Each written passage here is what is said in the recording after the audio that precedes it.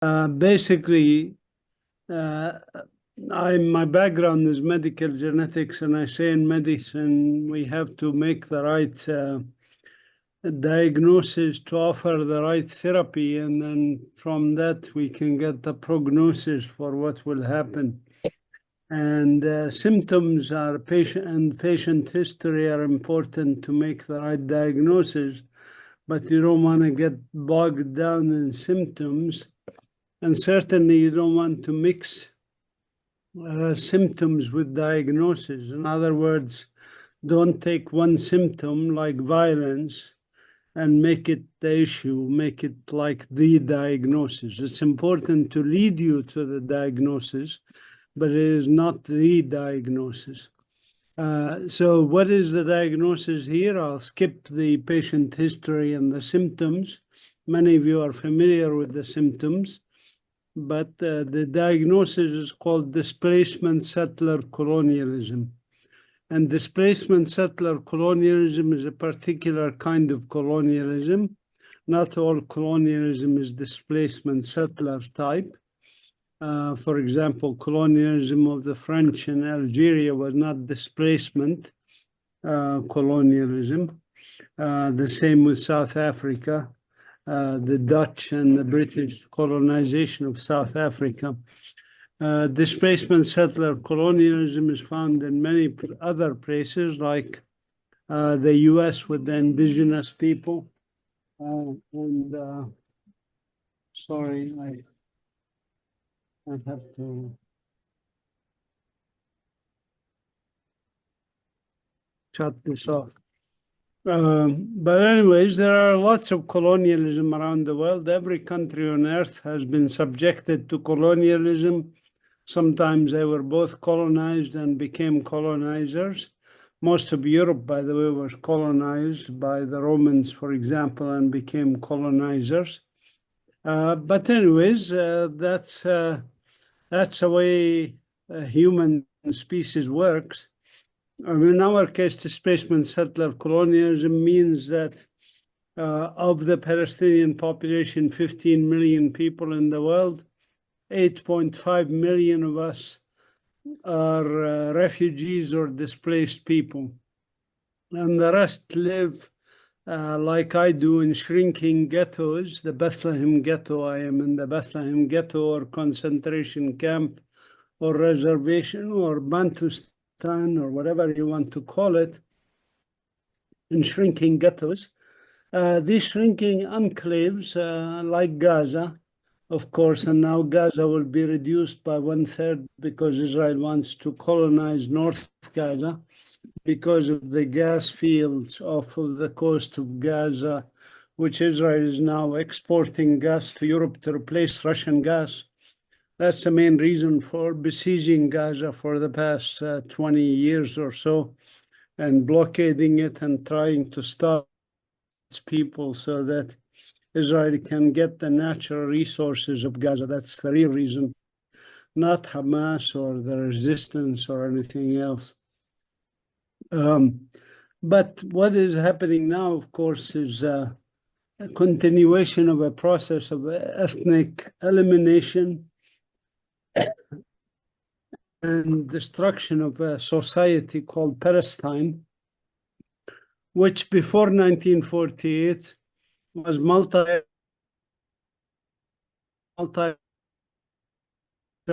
multi-religious and even including Greek, by the way, was spoken in Palestine. Now this is shrinking to become the Jewish state of Israel with one language and one people, if you want. And we are the unwanted. So that's why they drive us out, to make this Jewish state of Israel to replace Palestine. To some extent, they have been successful. I would say 50, 60% successful. There is still a significant number of Palestinians who remain here, including me and my family, and about 1.8 million in Gaza now, because 100,000 have been butchered and about 150,000 fled Gaza to Egypt and other countries. So they are partially successful, not fully successful in their project of ethnic cleansing and destruction of Palestine to make it the Jewish state of Israel. What is this Jewish state of Israel, by the way? It is not about Palestine only. It's about building a Jewish empire in the Middle East. That's what Zionism wants. And they never declared any border, and they will never declare borders for colonialists. Sort of like in the US when they started with the first 13 colonies, and then they spread westward and then into Hawaii and Philippines and other places, Puerto Rico. Same thing here, colonizers spread. And so they are now talking about South Lebanon and of course, Nile to Euphrates empire, the promised land. This is what they are aiming for. And we, the people of Western Asia, are their basically thorn in the side, so we must be removed. This is the plan, and this is the process. And what had happened over the past 7, 8 decades is precisely that. It accelerated in the past year. Tomorrow is the 1-year anniversary. Gaza Ghetto Uprising, as I like to call it, sort of like the Warsaw Ghetto Uprising. And in this Gaza Ghetto Uprising was used as an excuse, sort of like September 11 was used as an excuse in 2000 to then obliterate a lot of countries in the Middle East and kill millions of people. This is used as an excuse to butcher us more and accelerate the genocide and the scholasticide and the ecocide, the destruction of our environment. I could talk, of course, forever about the symptoms of these different sides. Ecocide, for example, alone, destruction of our environment. Some of it is not replaceable and not possible to repair, etc. So far in the Gaza Strip, at least 25,000 children have been killed. It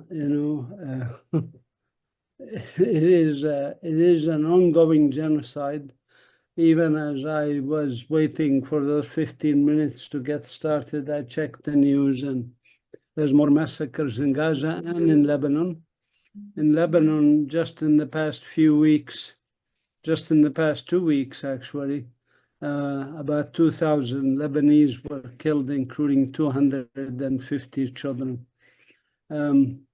So this is an ongoing genocide of our people, the Arab people, the Palestinians, the Lebanese, and soon the Jordanians and the Syrians and the Iraqis and the Iranians, because, as I said, this is an empire in the making to replace an empire that is waning, which is the US empire. The US is actually no longer an empire. Its foreign policy, for example, is being run from Tel Aviv, not from Washington, D.C. And they determine who gets to be elected for president. And now they have 2 puppets, Trump and Biden, that are competing to be president, and who can serve the Zionist. Well, Kamala Harris, I guess, not Biden, because he's too old. So, so anyways, this is the situation. And here in the West Bank, daily we have attacks from settlers and soldier thugs that are killing people. They have concentration camps that are large and concentration camps that are small.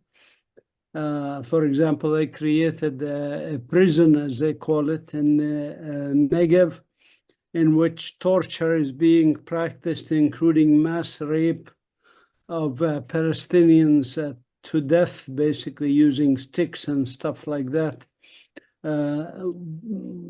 Sort of like medieval times kind of torture that they are engaged in against Palestinian captives. By contrast, of course, you saw the captives that Hamas released. They went out same way as they came in, healthy and taken care of.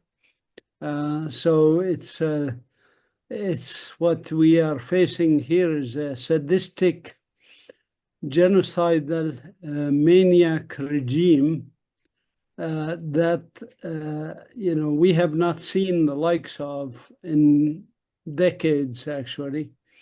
I mean, even the Americans in Vietnam using Agent Orange and burning whole villages and the My Lai massacre and things like that, they didn't do the kind of torture and intentional killing of children, pointing guns at their heads and shooting them, as the Israelis have done in the past 12 months. The Nazis even never besieged a city, let alone an area, and say that no food, no water, no medicine, no electricity, no fuel. We starved them to death. The Nazis didn't do this in any of the places they occupied in Eastern Europe. That tells you something about this conflict. When you use mass starvation, basically, and mass denial of medicine, and mass bombing of everything that keeps them alive, including all the hospitals, all the schools, all the universities were demolished in Gaza Strip, and you make them hop around from one place to another. The Nazis never told, for example, cities in France that you have to evacuate to another city, and then we bomb that city, and then we bomb the other city you evacuated to, and then you can go back to this other place, and then we bomb that place. And some friends of mine, I have many family and friends in Gaza, have been moved 8 or 9 times to survive. Those are the survivors among them. But I have families that I know that were obliterated also. Whole families, basically. I will stop here. That's about 10 minutes or 9 minutes. I'm happy to answer questions about this. Oh, maybe one last sentence. I mentioned that if you have the diagnosis, you can offer therapy. Therapy, of course, is resistance, global resistance, including the mass mobilization. Just yesterday, millions and millions of people were in the streets in cities like Sydney, London, Greece, everywhere. Dublin, New York. New York had 20,000 people out in the streets. Boycott, divestment, sanctions, these are part of our therapies that is needed. In terms of prognosis, I don't guarantee that these therapies are going to help, definitely succeed. I think if we succeed and have human rights and international law and the International Court of Justice rules and gets Israel accountable, and the International Criminal Court issues arrest warrant for all the war criminals, the Israeli war criminals that are committing the murder of children and the starvation of whole people. If that happens, then that's a road that could lead us to salvation as a species and salvation of the world as a world order that's based on human rights and international law, which we are increasingly discovering is applicable only to white Europeans, not apply to non-European whites. But anyways, the other road is a possibility, and I would give it 50, 60, 60% probability of happening, which is a regional war followed by a global war. The regional war already started, and we expect an attack on Iran, as you heard. Actually, I'm expecting it tonight. So that starts a regional war with Russia and China on the side of Iran and on the side of the resistance, forces here. And then the US and NATO and Israel on the other side, they've been on the other side already. They've been partners in crime. This genocide, this is unusual in world history. All genocides in world histories, to my knowledge, were committed by one country or one nation, one state. In our case, the genocide is committed by many nations, many governments, including the US government, the German government, the French government, the British government, and the Australian government, sorry to say. That's how it happens, and that's because many of these governments are under the thumb of the Zionist lobby. So it's very unusual, and that's why it might succeed in many ways to have genocide of people of our region of Western Asia. But that will not lead to win for Zionism. It will lead to a global war in which everybody loses. Some humans will survive. Maybe a couple of 100 million humans will survive in remote areas, etc. And cockroaches will certainly survive and flourish because they are resistant to nuclear radiation.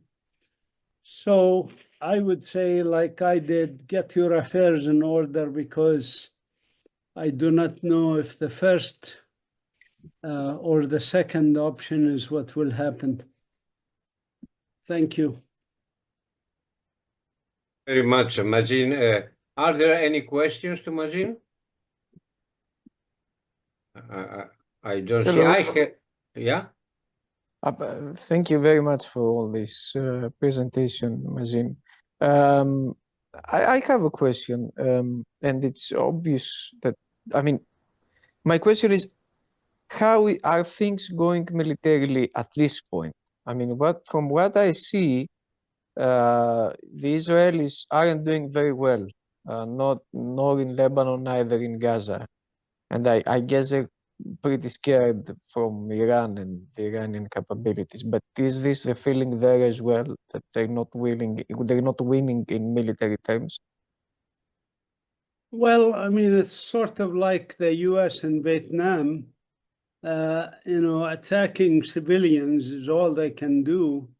The resistance actually is doing very well, and they're underground in Gaza and in Lebanon, I'm sure, also. Yes, I mean, the colonizers usually, they want to kill the indigenous people. In North and South America, 150 million natives were killed. The people who resisted resist. And even if you kill some of them and you kill their leaders, doesn't mean that you are destroying the resistance. The resistance will continue to exist. And actually, the survivors of massacres and the survivors of genocide will tend to join resistance forces more, even if they weren't inclined to join armed resistance before. As their children are killed, or their wives, their families are killed, even surviving children will grow up in a few years to try to get revenge. But I'm not sure we have a few years. As I said, I think it's this year is pivotal. And I don't think, no matter how much the resistance holds in Lebanon or Gaza, and they will hold. You cannot obliterate Hamas or Hezbollah, I assure you that, or any of the other resistance forces, because, that's, as a biologist, I say to every action, there's a reaction, so there's resistance when there's colonization. But that's not the real question. The real question, as I said, is what ripple effects and changes in geopolitics that are coming out of this. And nobody is going to be able to escape this. All the masks have dropped. You're either with genocide or against genocide. It's not a matter of you are, kind of taking sides of a neighborhood squabble or two people fighting over over a fence between their areas. That's not what we have. We have here a colonial struggle, anti-colonial struggle, one of the most important anti-colonial struggles in human history, and will shape human history if humans are to survive. A question? I have a question. Yeah. So, Mazin,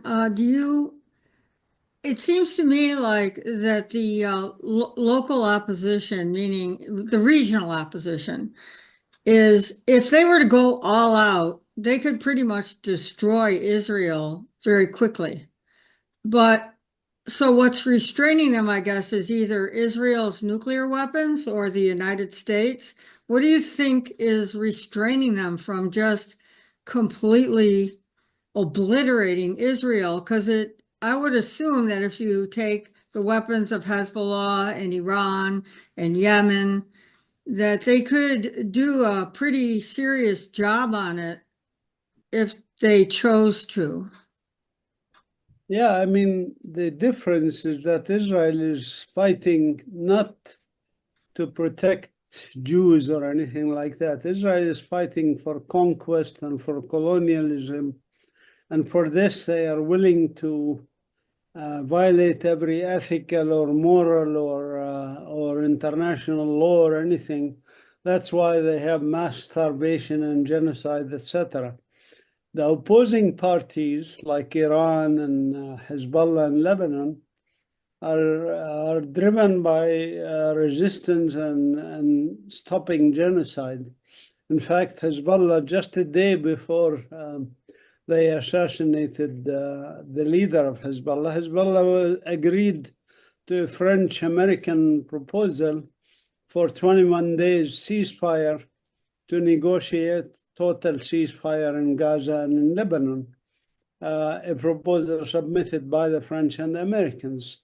Hamas also, 2 days before they killed Ismail Haniyeh in Tehran, had agreed to the American proposal that was supposed to be a proposal given to the Americans by Netanyahu, because everything Americans offer is given to them by the Zionist handlers, and they had accepted that proposal back in July, and they killed Ismail Haniyeh, who was a moderate leader of Hamas.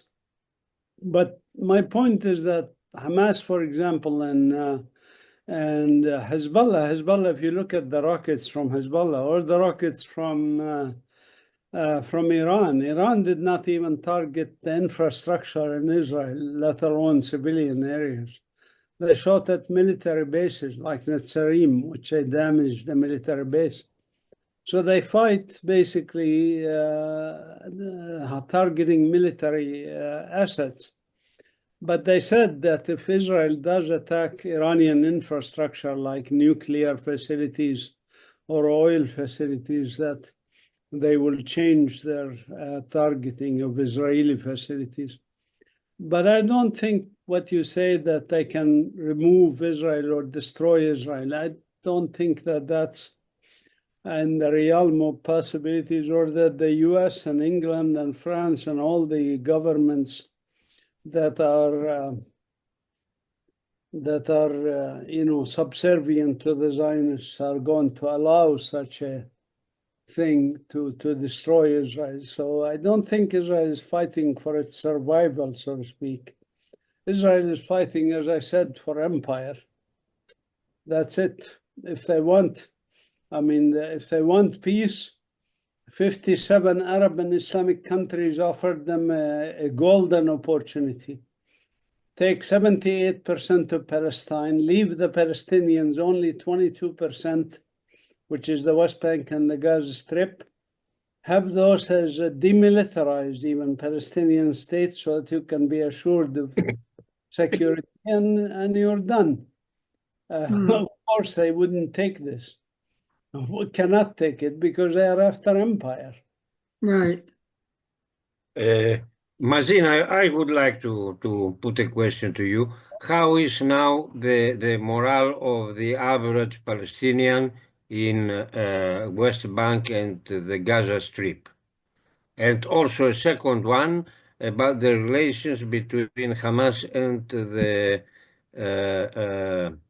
Fatah factions and FDLP, the other Palestinian factions.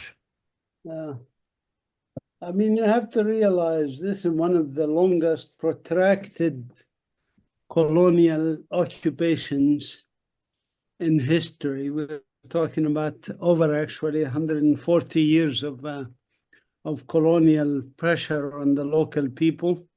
So we're talking about 3 or 4 generations, similar to what the French in Algeria, I guess, were.